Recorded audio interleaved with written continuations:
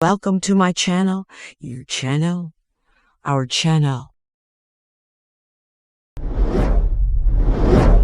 Here is another video from Beyond Thinking.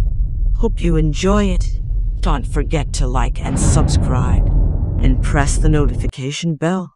When it comes to relationships, everyone has their own way of showing love. Sometimes, these behaviors and thought processes can be negative rather than positive. According to a study, children who had a secure relationship with their parents growing up tend to have better interpersonal relationships later on, while children who had more unstable relationships are more likely to have unhealthy behaviors and instability in relationships.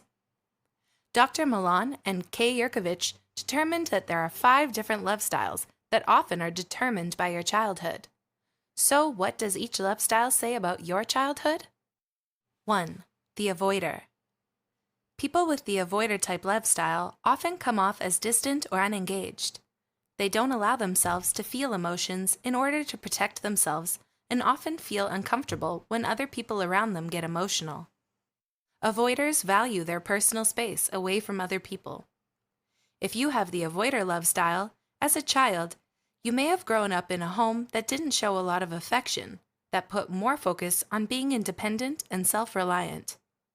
If you are upset by something, you may not have gotten the comfort you needed, whether it be emotional or physical. Maybe at some point, you stopped paying attention to your own feelings and needs so that you could deal with the stress and anxiety from having little to no comfort from your parents or caretakers. 2. The vacillator. The term vacillate means to alternate or waver between different opinions or actions, or in other words, to be indecisive. If you have the vacillator type love style, you may tend to idealize new relationships. However, when the other person shows any trait or behavior that you didn't imagine, you begin to doubt the relationship, and may even consider ending the relationship altogether. As a child, you probably grew up with an unpredictable parent. Maybe they were always finding a reason to leave home, going out often, or meeting new people often, even when you needed them. Whatever the case may have been, your needs weren't your parents' first priority. Because of this, you may have developed a fear of abandonment due to the fact that you didn't receive consistent affection from your parents. As both a child and an adult, you also probably were very sensitive and perceptive, noticing even the slightest sign that someone in your life was distancing themselves. 3. The controller. If you have the controller love type, you probably feel the need to have control in a relationship to avoid the vulnerable, negative feelings you experienced as a child. By being in control, you can ensure that you limit your exposure to feelings like humiliation, fear, and helplessness. The one emotion that doesn't make you feel vulnerable is anger, so you may use anger to express your emotions. You probably have a particular way you like things done, and when those expectations aren't met, you may get angry or stressed. If you identify as a controller, you probably grew up in a home where there wasn't a sense of protection. When there was some sort of harm in your life, no one was there to make sure you were kept safe. You didn't like stepping out of your comfort zone and did whatever you could to keep yourself from experiencing negative feelings. You learned to be emotionally tough and how to take care of yourself, because if you didn't, you were susceptible to being hurt. 4. The pleaser.